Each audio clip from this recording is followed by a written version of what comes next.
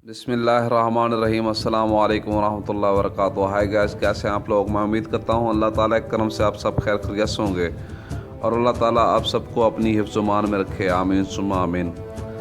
आज मैं हाज़िर हुआ हूँ एक नए मौजू के साथ, नए टॉपिक के साथ, नए टिप्स के साथ, जो कि बहुत ही बेहतरीन और हमारी ज़िंदगी पर बहुत असरअंदाज होने वाला है। वो है कुदरत का एक अनमोल पौधा जिसे हरमल कहते हैं। बात को आगे बढ़ाने से पहले प्लीज़ आप मेरे चैनल को सब्सक्राइब करें, लाइक करें, शेयर करें और बेल के बटन को दबा दें ताकि हर आने वाली नई वीडियो का नोटिफिकेशन आपको मिलता रहे और आप इससे मुस्तफ़ीद होते रहें।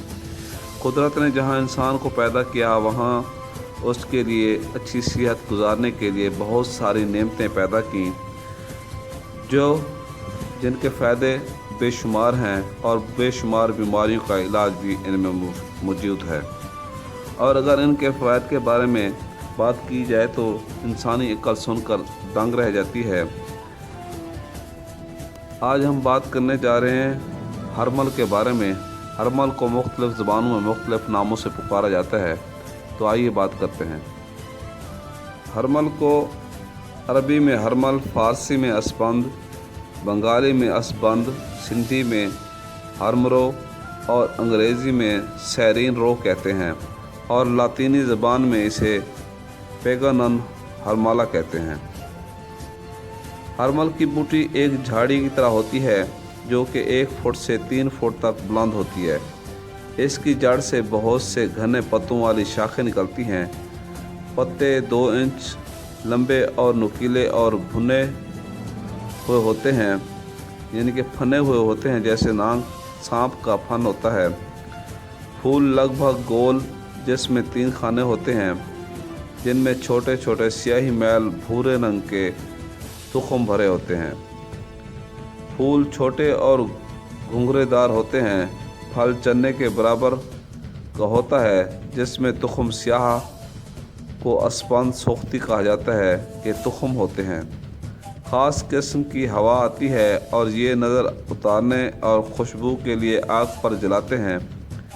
इसका मकाम पैदाइश जो है पाकिस्तान में सूबा पंजाब, सूबा सरहद, सूबा सिंध, जबकि हिंदुस्तान में दिल्ली, यूनी, दक्कन और अमूमन ये अक्सर कब्रिस्तानों में होते हैं क्योंकि ये खुदरो पौधा है और ये किसी जगह कास भी करते हैं इनको। इसकी बू जो है तेज़ और नागवार होती है। जायका इसका बदमज़ा और कसीला होता है। ये मिजाज के इतबार से गर्म खुश्क दर्जा दोम का है और इसके जो अफ़ाल हैं, फ़ायदे हैं, वो इस तरह के हैं। तुखम हरमल को ज़्यादातर तक़वियत बाह के लिए इस्तेमाल करते हैं। दमा, खांसी, बलगम को खारिज करता है। असबी और दिमागी अमराज मसलन लकवा, जनून, नसियान, हरकुल निसा के लिए भी ये बहुत ही ज़बरदस्त और फ़ायदा देने वाला है। इसके अलावा हरमल की चंद हैरत अंगेज़ खसूसियात और फ़ायदे। एशिया की सरज़मीन को ये एजाज़ हासिल है कि यहाँ पर सीना बसीना चलने वाले नुस्खे और जड़ी बूटियों के इस्तेमाल की रिवायत 21वीं सदी में साइंसी तहकीकात से भी साबित हुई है। बल्कि इन जड़ी बूटियों का इस्तेमाल अब साइंसदान भी कर रहे हैं और इनको तस्लीम भी करते हैं। ऐसी ही एक जड़ी बूटी जिसे हरमल या असबंद भी कहते हैं, जो न सिर्फ पाकिस्तान में बल्कि हिंदुस्तान, ईरान, अफ़ग़ानिस्तान में सदियों से इस्तेमाल की जा रही है। बाज़ारों में कुछ फ़कीर नुमा इंसान दिन के आगाज़ में हाथों में टीन के 3 डब्बे लिए हुए, एक में सुलगते हुए कोयले होते हैं, दूसरे डब्बे में हरमल होते हैं और तीसरे डब्बे में चंद सिक्के होते हैं।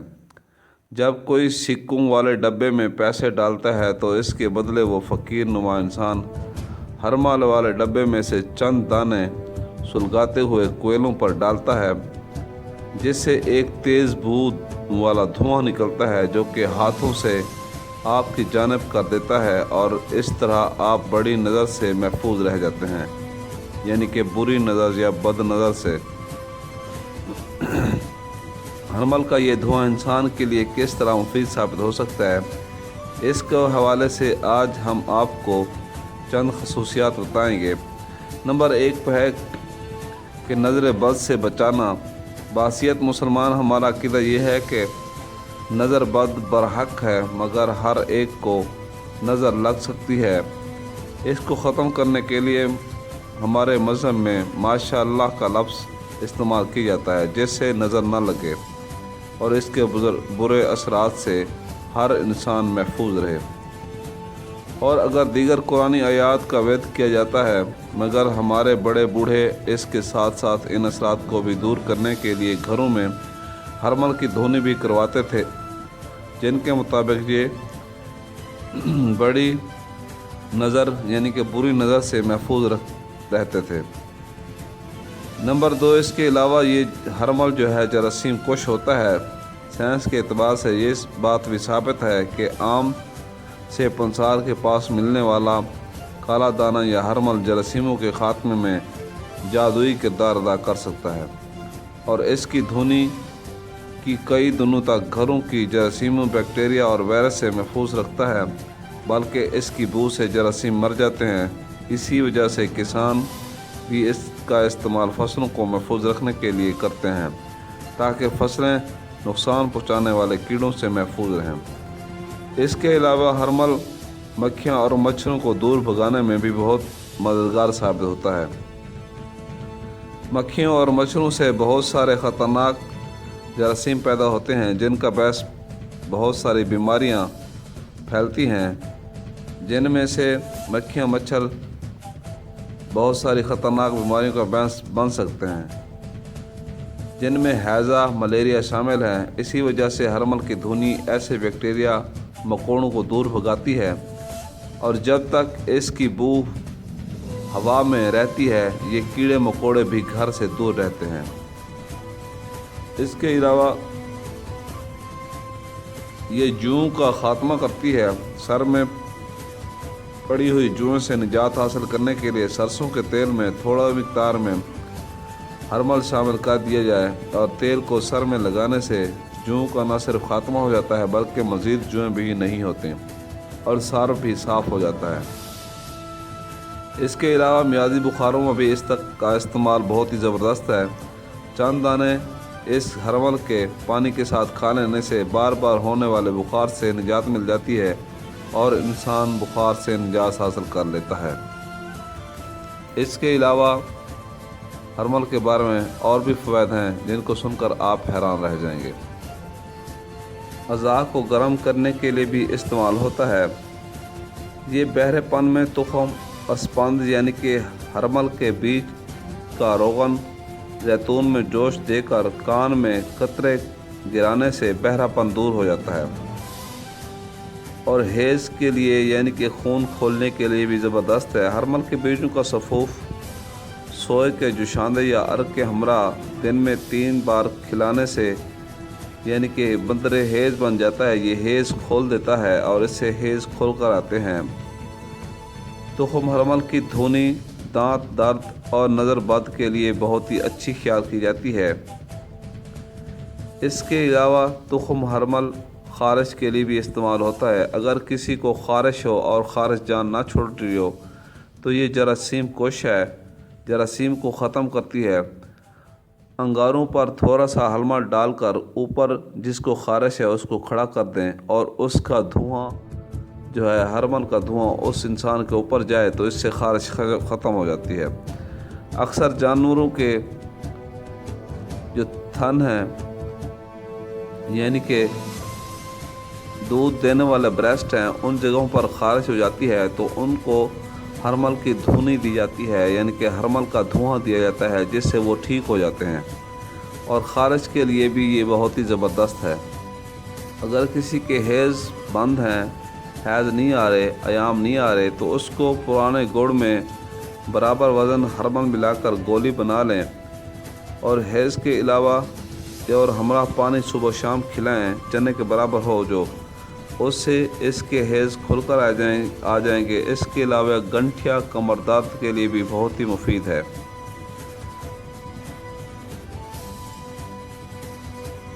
اس کے کچھ نقصان بھی ہیں، جو آپ جانیں گے تو حیران رہ جائیں گے۔ اس کے نقصان کچھ اس طرح کے ہیں۔ اگر اس کے ایسے کچے بیج یا ہرمل کا پودا کھلایا جائے تو اس سے الٹیاں ہو سکتی ہیں اور اس سے مزہ بدمزہ ہو جاتا ہے۔ تو ایک ٹوٹکا بتانے جا رہا ہوں جو کہ ہرمل کے بارے میں ہے، بہت ہی اہم اور زبردست ہے۔ آئیے تو جانتے ہیں۔ یہ جو نسخہ ہے یہ ہے چنبل واہ کے بارے میں۔ چنبل واہ بہت ہی گندی بیماری ہے اور یہ جلدی ٹھیک نہیں ہوتی، اور یہ اکثر جو ہے گرمیوں کے سیزن میں یا سردیوں کے سیزن میں نکلتی ہے۔ اس کا یہ جو نسخہ ہے، اس کی پٹی بنانی ہے۔ میتھرا 10 گرام، ہرمل کے تخم 10 گرام اور ککل کی رونگ 10 گرام، ان سب بھی چیزوں کو پانی میں گھوٹ کر پیسٹ بنانا ہے، اور جہاں چنبل کے زخم ہیں ان کو گرم پانی سے، یعنی کہ پانی ایسا تیار کرنا ہے، پیرانیم کے پتے لینے ہیں 1 کلو، اور ان میں 1 کلو پانی ڈالنا ہے اور آگ میں چڑھا دینا ہے۔ آگ پر چڑھانے کے بعد یہ گرم ہو کر جب ان کا پانی آدھا کلو رہ جائے تو اس میں آدھی چٹانگ نمک کھانے والا ڈال کر اس کو چھان لیں اور اس سے دھوئیں اس زخم کو۔ زخم کو دھونے کے بعد جو یہ پیسٹ بنا ہے ہرمل، میتھرا اور ککر کے پتوں کا، اس کو اوپر لگا کر پٹی باندھ دیں، اور شام کو اس کو پھر دھوئیں، اور صبح پھر دھوئیں، شام کو پھر دھوئیں، لگائیں۔ انشاءاللہ چنبل واہ ختم ہو جائے گی اور آپ مجھے دعائیں دیں گے۔ اللہ حافظ، فی امان اللہ۔ ملتے ہیں اگلی ویڈیو کے ساتھ۔ خدا حافظ۔ ہرمل میں تقریباً 4 قسم کے الکلائڈ پائے جاتے ہیں، جن میں ایک ہے ہرمین، دوسرا ہرمالین، تیسرا جو ہے ہرمالول الکلائڈ کی مجموعی مقدار پائی جاتی ہے۔ اس میں ہرمالین 2/3 ہوتا ہے اور ہرمالول برائے نام اس میں ایک قسم کا تیل بھی پایا جاتا ہے جو کہ مشہور مرکبات میں استعمال ہوتا ہے، یعنی کہ معجون اسپند میں، اسپند سوختی اور حب اسپند میں۔ اس ہرمل کی جو مدت ہے ٹھیک رہنے کی، خراب نہ ہونے کی، تقریباً 4 سال ہے۔ 4 سال تک یہ ہرمل کی بنی ہوئی معجونیں یا تیل خراب نہیں ہوتا اور ہرمل بھی خراب نہیں ہوتا۔